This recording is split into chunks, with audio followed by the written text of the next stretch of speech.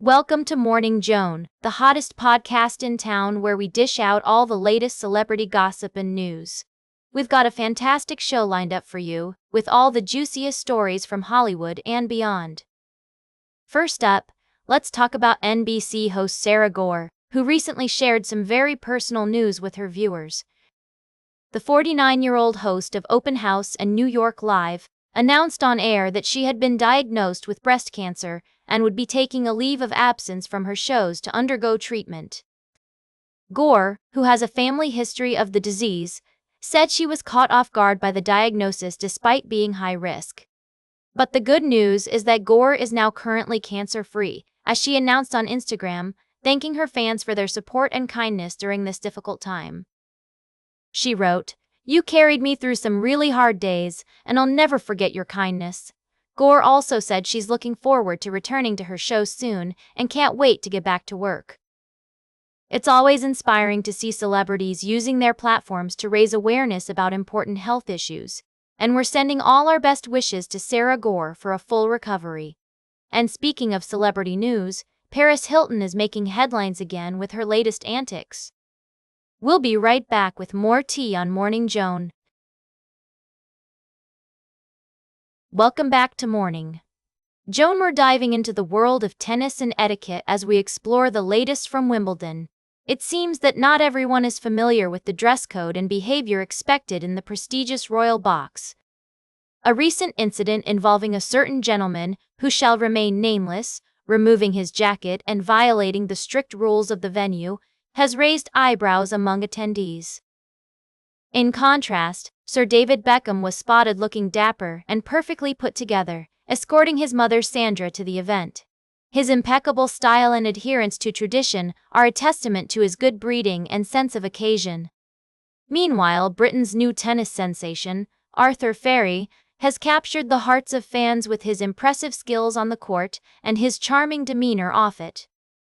As we take a closer look at the royal box, we notice a veritable who is who of British society, including golfer Rory McIlroy, actress Mary Berry, and actor Mark Rylance. Each of these esteemed guests understands the importance of dressing the part and respecting the traditions of this iconic event. It's clear that Wimbledon is about more than just tennis. It's an institution steeped in history and etiquette. And speaking of institutions, it's interesting to note how the younger generation, like Arthur Feri, is being initiated into the world of high society through events like Wimbledon.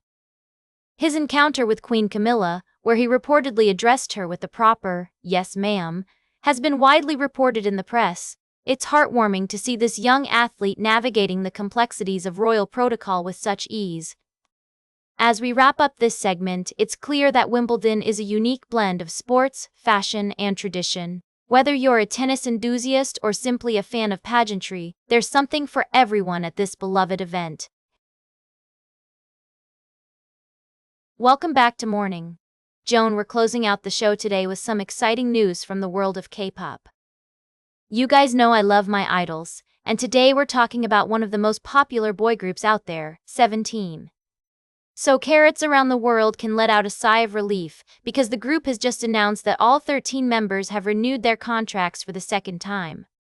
Yes, you heard that right, all 13 members are staying together.